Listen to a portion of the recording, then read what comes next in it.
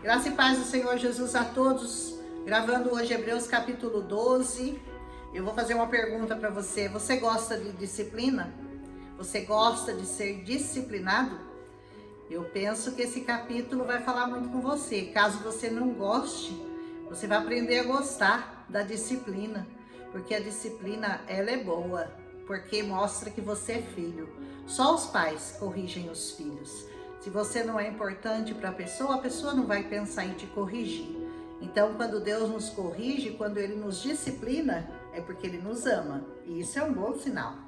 Diz assim: portanto, nós também, pois que estamos rodeados de uma tão grande nuvem de testemunha, deixemos todo o embaraço e o pecado que tão de perto nos rodeia e corramos com paciência a carreira que nos está proposta. É uma corrida, meu irmão. É uma corrida e você está competindo com muita gente. Você precisa vencer essa corrida. Você precisa sair, correndo em direção a essa carreira. Como o apóstolo Paulo dizia, né? Combati o bom combate, segui a carreira, guardei a fé. Isso é muito importante. Então deixa de lado o embaraço, deixa tudo que te impede de seguir ao Senhor Jesus, deixa de lado e corra, porque essa é a única corrida que te garante vitória no final. Todas as outras você pode ser perdedor, mas com essa você é mais do que vencedor, com toda certeza.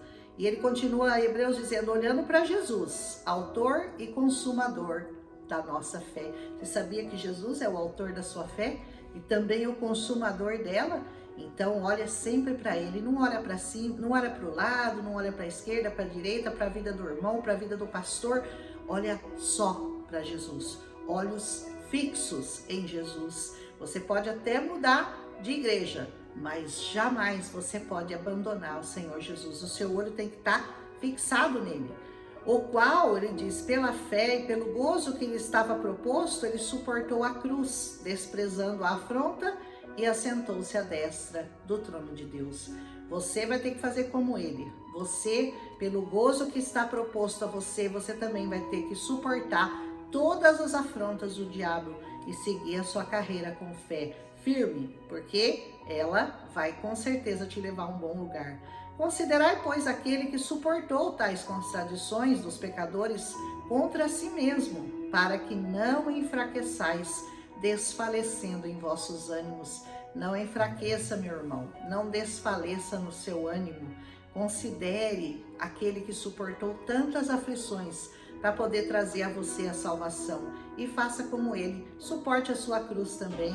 Ainda não resistisse até o sangue combatendo contra o pecado, não, você não chegou até o ponto que Jesus chegou, ele foi até o sangue para combater o pecado. Você nem chegou a tanto, você só está combatendo suas vontades, seus desejos pecaminosos, mas o Senhor não, o Senhor foi até o fim. Você não chegou nesse ponto, mas ele tem que ser o seu espelho, ele é o seu modelo. E já vos esqueceste da exortação que argumenta convosco como filhos, dizendo, filho meu, não despreze a correção do Senhor, e não desmaies quando por ele você for repreendido, porque o Senhor corrige, sabe quem? Aquele que ele ama. Ele açoita qualquer um que ele recebe por filho. Então eu vou para Jesus e é só sombra e água fresca? É só coisa boa? Você vai ter que suportar a correção, porque o Senhor corrige aqueles que ele ama. E nem sempre a gente gosta da correção, não é verdade?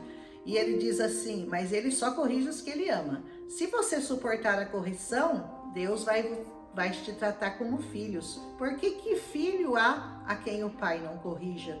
Porque se o pai não corrigir o filho, na verdade ele vai criar um monstro. Então, a correção é importante. Ela não é agradável, não. Nem para quem bate, nem para quem apanha. A correção não é boa. Para o pai que corrige, ele não sente prazer. O filho também, no momento que está sendo corrigido, não sente nenhum prazer. Mas depois ele vai se alegrar, porque aquilo vai vai formar pessoas de caráter. Você vai formar filhos com caráter, filhos bons, filhos honestos. E o pai faz a mesma coisa conosco. Ele nos corrige, porque ele quer o nosso bem, ele quer formar pessoas com o mesmo DNA de Cristo, com o mesmo caráter, com a mesma postura, com o mesmo posicionamento, principalmente com a mesma santidade que há no Senhor Jesus. Se você quer ser santo como o Senhor é santo, você tem que suportar a correção que virá do seu Pai. Mas se você está sem disciplina, da qual todos são feitos participantes, porque a gente nasce sem a disciplina, sois então bastardos e não filhos. Vocês são bastardos se vocês não suportam a correção do seu pai. Além do que, tivemos nossos pais segundo a carne para nos corrigirem, e nós os reverenciamos. Não nos sujeitaremos muito mais ao Pai dos Espíritos para vivermos? Se você tem a correção do seu pai aqui na terra e você sabe que ela foi boa, necessária e importante na sua vida, quanto mais você precisa da correção do Pai lá de cima, aquele que verdadeiramente nos ama, que verdadeiramente tem uma casa eterna para você morar. Porque aqueles, na verdade, por um pouco de tempo, os pais da terra educam-nos e nos corrigem por pouco tempo, mas corrigiam como bem lhes parecia. Mas esse, o Pai das luzes, o Pai eterno, para o nosso proveito, para sermos participantes da sua santidade. Você quer ser participante da santidade de Deus? Então aceite a correção que vem dele. E na verdade, toda correção ao presente não parece ser de gozo, não parece ser uma coisa boa, senão de tristeza. Mas depois produz um fruto pacífico de justiça nos exercitados por ela. Então no começo você não vai achar bom, você não vai achar agradável, você vai achar, nossa, mas por que eu tô passando por tudo isso? Por que tanta correção? Por que tanta lambada que eu tô levando? Mas depois você vai entender e você vai se tornar uma pessoa melhor, mais semelhante a Jesus em santidade, como você tem que ser. Portanto, tornai a levantar as mãos cansadas e os joelhos desconjuntados. Ó, mãos sempre levantadas para louvar o Senhor e os joelhos sempre de postos no chão, porque a melhor receita, o melhor caminho para você chegar a Deus é com o seu joelho no chão e com as suas mãos levantadas para o adorar. E fazei veredas direitas para os vossos pés, para que o que manqueja não se desvie inteiramente, antes que ele seja sarado. Veredas direitas para os seus pés. Cuidado onde você anda, cuidado onde você pisa, cuidado para o que você olha, cuidado com o que você toca, cuidado com o que você ouve, porque tudo pode te contaminar. Então construa para a sua vida veredas direitas, diz a palavra de Hebreus. E ele diz assim: segui a paz com todos, viva em paz com todo mundo, e a santificação, sem a qual ninguém verá o Senhor. Nossa, mas eu tenho que ser santo? Com certeza. Se você quer herdar o reino dos céus, você vai ter que buscar a santificação, senão você não vai ver Deus. Aleluia! Tendo cuidado de que ninguém se prive da graça de Deus e de que nenhuma raiz de amargura brotando vos perturbe, e por ela muitos se contaminam. Você sabe que a raiz de amargura, ela é a raiz de todas as doenças físicas que você pode ter. Geralmente as pessoas que têm doenças físicas, elas têm alguma doença emocional, elas têm alguma pessoa que não perdoaram, algumas pessoas que magoaram e que elas não liberaram no coração. A raiz de amargura traz no seu coração e no seu corpo uma doença que pode não ser incurável. Raiz de amargura, nem pensar. Perdoe a todos, ame a todos, libere a todos no reino espiritual. Ah, mas eu não consigo perdoar esse ou aquele, não importa. Não é você, é Jesus através de você que vai perdoar, porque ele já perdoou. Você só tem que se oferecer como vaso, ser um canal para que o perdão seja liberado através da sua vida e não cause males para você, porque o mal não é para a pessoa que você está magoada, o mal é para o seu corpo, é para a sua alma, é para o seu espírito, é para você mesmo.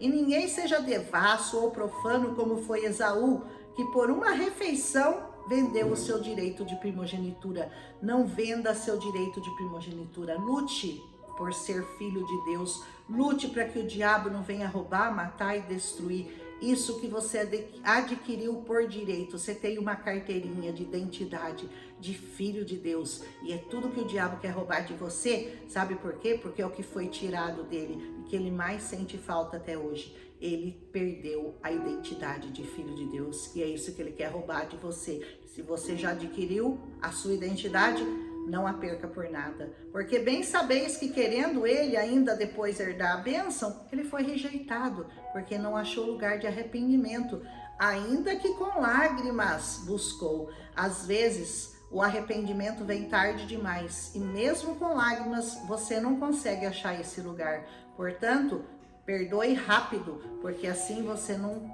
incorre no erro de perder a sua identidade de filho. Porque não chegastes ao monte palpável, aceso em fogo, e a escuridão, e as trevas, e a tempestade, e ao sonido da trombeta, e a voz das palavras, a qual os que a ouviram pediram que se não lhes falasse mais. Você não chegou ainda nesse monte, viu? Porque não podiam suportar o que se lhe mandava. Se até um animal tocar um monte, será apedrejado ou passado com um dardo. E tão terrível era a visão que Moisés disse, ele disse, eu estou tão assombrado e eu estou tremendo. Tudo aquilo que Moisés viu, ele deixou assustado. Então, você não chegou ainda a ver tudo isso, mas chegastes ao monte Sião. A esse monte você chegou, a cidade do Deus vivo, a Jerusalém celestial e aos muitos milhares de anjos. Então não espere você chegar nesse lugar de escuridão. Antes, deseje e busque estar nesse monte, o Monte Sião, a Universal Assembleia e Igreja dos Primogênitos. Aleluia! Que estão inscritos nos céus, e a Deus, o juiz de todos, e aos espíritos dos justos aperfeiçoados.